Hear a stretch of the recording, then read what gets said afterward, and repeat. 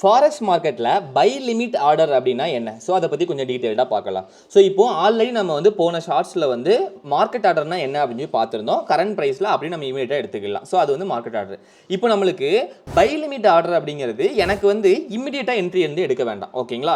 எனக்கு ஒரு ப்ரைஸை வந்து ரீச் பண்ணதுக்கு அப்புறம் தான் என்ட்ரி எடுக்கணும். ஸோ அது எந்த ப்ரைஸு எங்கே போகுது அதுக்கு தகுந்த மாதிரி இந்த பெண்டிங் ஆர்டரில் நிறைய கேட்டகரி இருக்குது. ஓகேங்களா? ஸோ இது எல்லாமே பெண்டிங் ஆர்டரில் வருது. அந்த பை லிமிட்டாக இருக்கட்டும், செல் லிமிட்டாக இருக்கட்டும், அதுக்கப்புறம் பை ஸ்டாப், செல் ஸ்டாப், இந்த மாதிரி இருக்கிற என்ட்ரிஸ் எல்லாமே உங்களுக்கு பெண்டிங் ஆர்டரில் வர்ற கான்செப்ட் தான். ஓகேங்களா? இப்போ பை லிமிட் பொறுத்த வரைக்கும் நம்ம ஸ்க்ரீனில் போய் பார்க்கலாம். ஸோ இப்போ இந்த சார்ட் எடுத்துக்கிட்டிங்கன்னா இது ஜிபிபி யூஎஸ்டியோட சார்ட். கரண்டாக மார்க்கெட் வந்து இந்த ப்ரைஸில் வந்து நமக்கு ட்ரேட் ஆகிட்டு இருக்குது. ஓகேங்களா?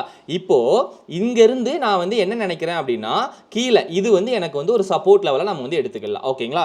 இப்போ இந்த சப்போர்ட் லெவலை ரீச் பண்ணதுக்கப்புறம் எனக்கு என்ட்ரி எடுக்கணும் அப்படின்னு சொல்லி நான் வந்து கண்டிஷன் கொடுக்குறேன். ஓகேங்களா? ஸோ ஆர்டர் போடும்போது நான் வந்து ஒரு கண்டிஷன் கொடுக்குறேன். என்ன கொடுக்குறேன்? இந்த பிரைஸை ரீச் பண்ணதுக்கு அப்புறம் எனக்கு பை பண்ணு, அது வரைக்கும் நீ பை பண்ண வேண்டாம்.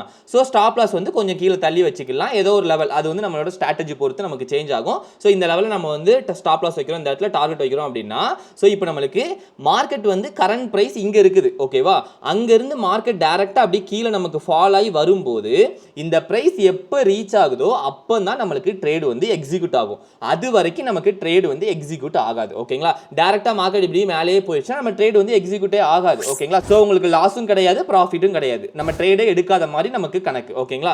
அதே இது இந்த பிரைஸ் வந்து ரீச் பண்ணிட்டு நம்மளோட ஸ்டாப் லாஸ் ரீச் ஆயிடுச்சு அப்படின்னா நமக்கு ஆப்வியஸ்லி நமக்கு வந்து லாஸ் தான். அதே இது டார்கெட் ரீச் ஆயிடுச்சு அப்படின்னா நமக்கு கண்டிப்பாக ப்ராஃபிட் கிடைக்கும். நீங்க அந்த டைம் மார்க்கெட்டில் உட்காந்து பார்த்துக்கிட்டு இருக்கணும் அப்படின்னு கிடையாது. அந்த என்ட்ரியை போட்டுட்டு நீங்க உங்களோட MT5 அப்ளிகேஷன் இல்லை சீட்டட் எதில் போட்டாலும் நீங்க க்ளோஸ் பண்ணி விட்டு வெளியே போயிட்டீங்க அப்படின்னா அந்த லெவலுக்கு மார்க்கெட் வந்துச்சு அப்படின்னா ஆட்டோமேட்டிக்காக ட்ரேட் எடுத்துரும். இதை தான் நம்ம வந்து பை லிமிட் ஆர்டர் அப்படின்னு சொல்றோம்.